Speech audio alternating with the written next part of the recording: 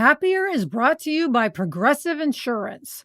Fiscally responsible, financial geniuses, monetary magicians. These are things people say about drivers who switch their car insurance to Progressive and save hundreds. Because Progressive offers discounts for paying in full, owning a home, and more. Plus, you can count on their great customer service to help you when you need it, so your dollar goes a long way. Visit Progressive.com to see if you could save on car insurance. Progressive Casualty Insurance Company and Affiliates. Potential savings will vary. Not available in all states or situations. Gretch, as we dive into 2026 on the podcast, we know that so many of us want to focus on wellness. Mm-hmm. And I love that Whole Foods Market is basically a one-stop shop for wellness. You can get great lean protein. You can find good vitamins. They have meal shortcuts. If you're doing dry January, Whole Foods Market has great non-alcoholic beer, wine, and mocktails. Of course, you have to be 21 plus in select states to get those. But it's all stuff you can get for a good price. Yes, you can find examples of nourishing and cost-friendly finds that will help you towards whatever your wellness goal is. And everything follows Whole Food Market's strict ingredient standards. Plus, their 365 brand has delicious and wallet-happy varieties of all kinds of foods that are ready to eat or whatever you're looking for. Shop all things wellness at Whole Foods Market. Lemonada. I'm Gretchen Rubin, and this is A Little Happier. In December, my beloved father, Jack Kraft, died at the age of 87. My mother, my sister Elizabeth, and I were all together for his last conversation and his last breath. He didn't want a funeral, so after he died, the three of us spent several days writing and rewriting his obituary as a way to express our love and pay tribute to him. Although we didn't realize it when we started working on it, the process of writing this obituary turned out to be such a solace, a way for us to reflect on the person we loved so much and talk about him and reminisce. This exercise also gave us a respite from grief because we'd get caught up in the creative process of making this piece of writing as good as it could be.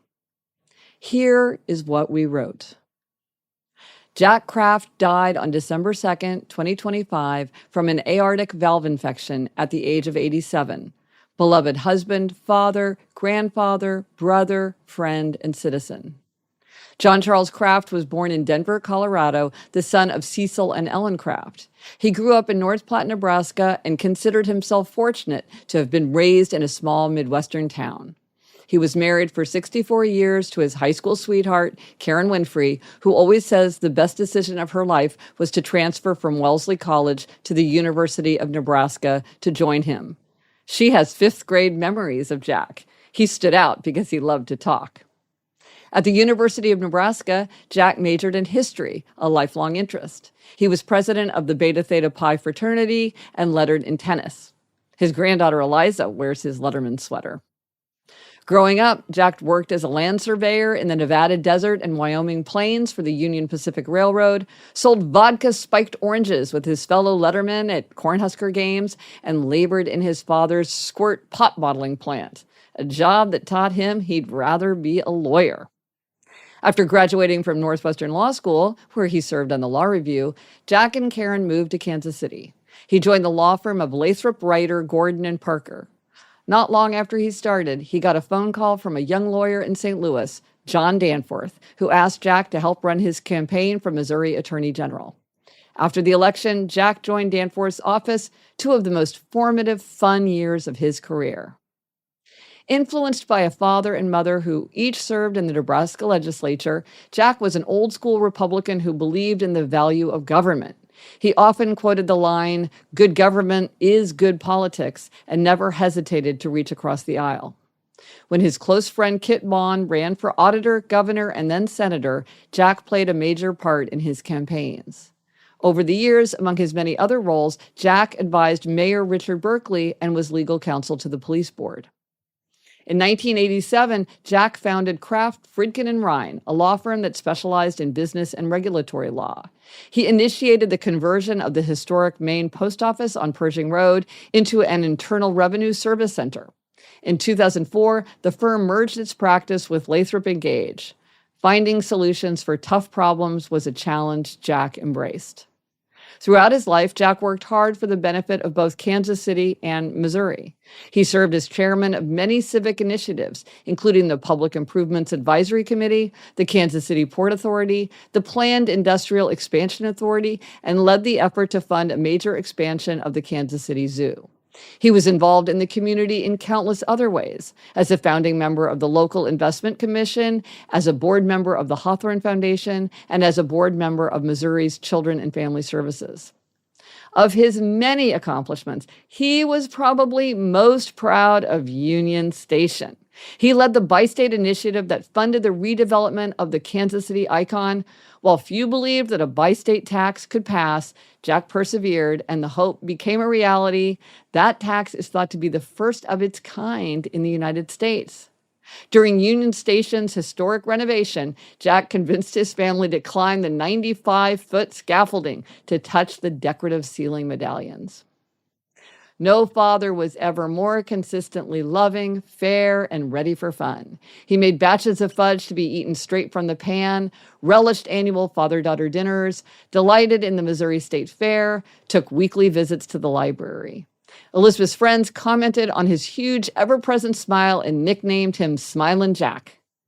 Gretchen and Elizabeth appreciated the fact that he gave great advice, but only when asked. Most often, he counseled them to enjoy the process. He even had a mug emblazoned with his favorite motto. He took great interest in his daughter's professional lives, becoming a minor expert in Hollywood deal-making and the economics of book publishing. The risks he took in his own life taught them that they could take risks too, secure in the knowledge he would never judge their decisions, only support them. Jack said being a grandparent was an experience even better than expected. He tirelessly read stories aloud, flipped Swedish pancakes, just like the ones Mrs. Bargell used to make, made visits to Foo's, and ate the decorated gingerbread cookies baked by Jack, Eliza, and Eleanor. With boundless enthusiasm, he led trips to the zoo, worlds of fun, top golf, and escape rooms. A lifelong athlete, over the years, he pursued golf, tennis, running, working out with a Nordic track, twice weekly personal training, and even a period of hot yoga. He took great pleasure in long morning walks through the grounds of the Nelson Atkins Museum and Kaufman Garden, especially when a daughter walked with him. He started every morning with the Wall Street Journal and the New York Times. He read everything from Apple in China to de Tocqueville to Middlemarch. Surprisingly, he was a fan of Game of Thrones. This year, he joined the whole family in a slow read of War and Peace. Jack enjoyed many things: Trader Joe's coffee ice cream, pinball, the In Our Time podcast, his daughter's podcasts, power naps, the Beach Boys' Good Vibrations, Japanese gardens, Oriental rugs, German chocolate cake, watching the sun rise from the kitchen window, lunches and dinners with friends, and running errands at Costco, the only kind of shopping he looked forward to. He was a happy assistant to Karen in decorating for Christmas. Jack and Karen were tireless sightseers in dozens of countries, and in Paris last May, logged more than 17,000 steps in a single day. On every trip to New York, Jack made 2 or 3 visits to the Met. He loved Kansas City, the Chiefs, Winstead's, Luce Park, Q39, Breakfast Club speakers, and the Plaza Lights. He often remarked, "The next 6 months will be very interesting." The 4 of us, Jack, Karen, Gretchen, and Elizabeth, spent his last days together. We reminisced: a visit to Six Flags in 100-degree heat, daily picnics on the beach in Nantucket, driving across Germany, and eating free funnel cakes in Eureka Springs. We laughed over old jokes and discussed the next mayor's race in Los Angeles. A doctor told us people tend to die the way they lived. Jack died the way he lived. He faced a difficult decision with lawyer-like clarity and sweet equanimity, surrounded by his family who loved him with all our hearts. Until the end, Jack remained himself, good-natured, clear-thinking, curious, optimistic about the Cornhuskers, and full of love for us. Jack is survived by his wife, Karen, daughters Gretchen Kraft Rubin and Elizabeth Kraft Fierro, sons-in-law Jamie Rubin and Adam Fierro, grandchildren Eliza Rubin, Eleanor Rubin, and Jack Fierro, brothers Cecil Kraft and Tom Kraft, and sister Susan Kraft Kolsky. As Jack requested, there will not be a funeral. In Jack's memory, please enjoy a visit to Union Station or Kaufman Garden. And then there is a poem called Late Fragment by Raymond Carver. And did you get what you wanted from this life? Even so, I did. And what did you want? To call myself beloved, to feel myself beloved on the earth. I'm Gretchen Rubin, and I hope this makes your week a little happier.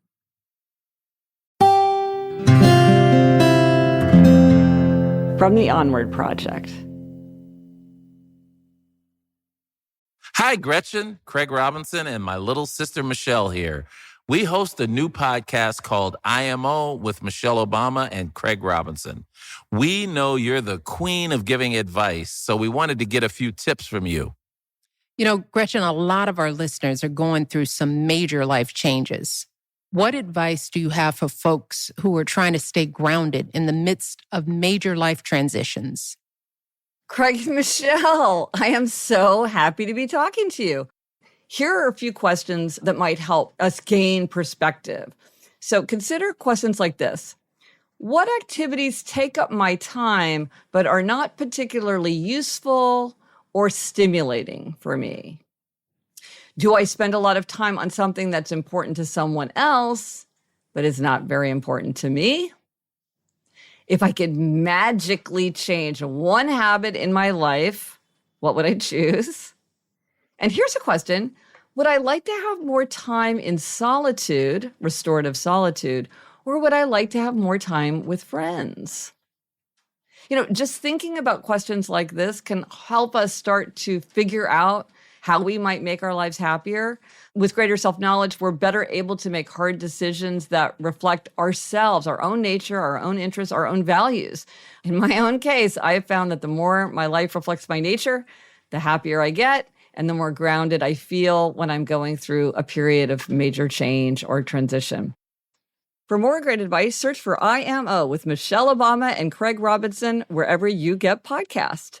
You can listen to Issa Rae on letting go of certain friendships, Kiki Palmer on why disappointment is actually the key to career success, Seth and Lauren Rogan on caring for aging parents, and so many more.